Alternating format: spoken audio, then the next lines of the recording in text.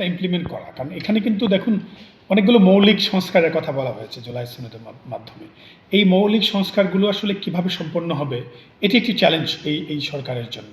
কারণ এখানে এই নির্বাচিত সরকারের কিন্তু খানিকটা দ্বিমত ছিল অনেকগুলো বিষয়ের উপর।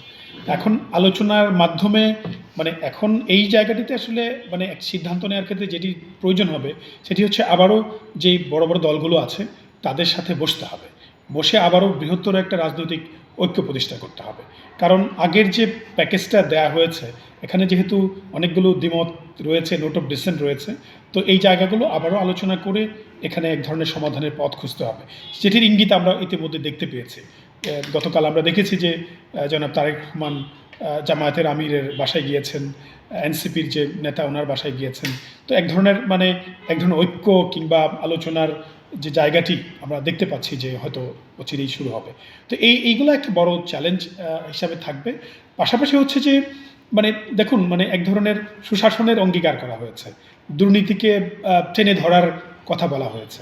এখন যেই সরকার নির্বাচিত হয়েছে ওনাদের কিন্তু একটা বড় রাজনৈতিক কাঠামো আছে, স্থানীয় পর্যায়েও কাঠামো আছে, আবার শহর কেন্দ্রিক কাঠামো আছে। তো এখন মানে দেখুন এই যে দুর্নীতির জায়গাটা আসলে কারা করে, দুর্নীতির জায়গাতে দেখা যাচ্ছে যে আমলারা দুর্নীতির সাথে সম্পৃক্ত হয়, আবার রাজনৈতিক যে কাঠামো থাকে স্থানীয়ভাবে তারাও এর সাথে যুক্ত হয়।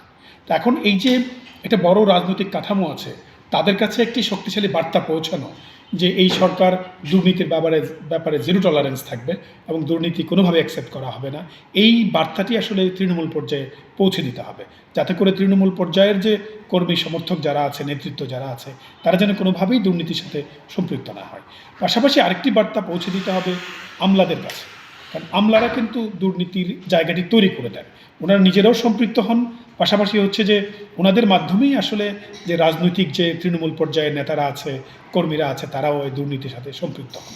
সুতরাং আমলাদেরকেও এই তথ্যটি পৌঁছে দিতে হবে, এই বার্তাটি পৌঁছে দিতে হবে এবং তাদেরকে যেন মানে শক্তভাবে নিয়ন্ত্রণ করা যায়। এই দুটো জিনিস যদি অ্যাড্রেস করা যায় তাহলে দুর্নীতি জায়গাটি হয়তো মানে টেনে ধরার সুযোগ তৈরি হবে এবং বিচার ব্যবস্থাকে মানে স্বাধীনভাবে চলতে দিতে হবে। কারণ আমরা বলছি যে একটি ন্যায়ভিত্তিক সমাজ আমরা প্রতিষ্ঠা করতে চাই, তো সেটি যদি আমরা করতে চাই তাহলে বিচার বিভাগকে স্বাধীনভাবে কাজ করার সুযোগ দিতে হবে। আমরা জানি যে আইনি কাঠামো আছে, বিচার বিভাগ হয়তো স্বাধীনভাবে কাজ করতে পারবে, কিন্তু আবার দেখা যাচ্ছে যে ইশারা ইঙ্গিতের মাধ্যমে যেই মেসেজটা দেওয়া হয় তখন দেখা যায় যে বিচার বিভাগ স্বাধীনভাবে কাজ করতে পারে না। তাহলে সত্যিকার অর্থেই দলীয় নেতৃত্বের জায়গা থেকে এই বার্তা পৌঁছে দিতে হবে যে মানে আইন বিভাগ কিংবা কিংবা বিচার বিভাগ তারা যেন মানে একটি মানে জবাবদিহিতার সাথে স্বচ্ছতার সাথে তারা যেন প্র্যাকটিস করতে পারে, সেই সুযোগটি আসলে তৈরি করে দিতে হবে। সেটি যদি তৈরি করে না দেওয়া যায় তাহলে কিন্তু ন্যায়ভিত্তিক যে সমাজের কথা বলা হচ্ছে অথবা ন্যায় বিচার প্রতিষ্ঠা করার কথা যে বলা হচ্ছে, সুশাসন প্রতিষ্ঠা করার কথা যে বলা হচ্ছে, সেটি আসলে সম্ভব হবে না।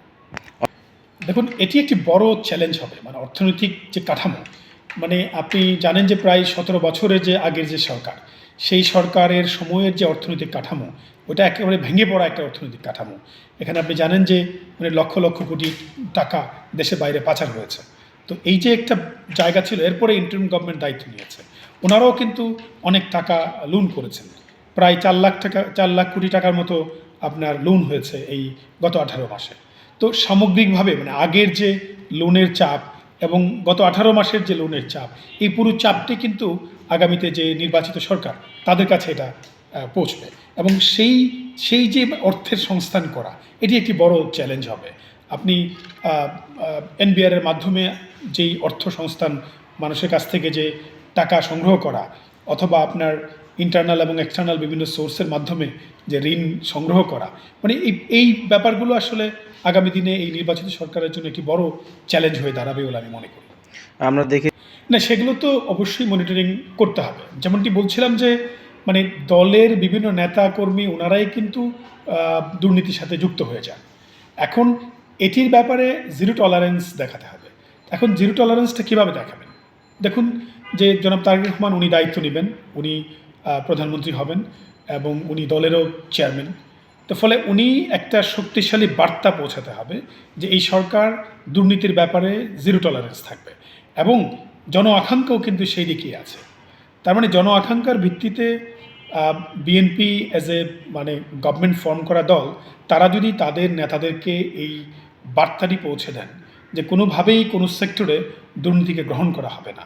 এই বার্তা পৌঁছে দিলে এবং যদি দুর্নীতির কোনো ঘটনা পাওয়া যায় সেটিকে এক্সপোজড করা এবং সেই ব্যাপারে শক্ত অবস্থান নেওয়া এবং তাদের বিরুদ্ধে ব্যবস্থা নেওয়া, এটি যদি করেন তাহলে অন্যরাও আসলে সাবধান হয়ে যাবেন।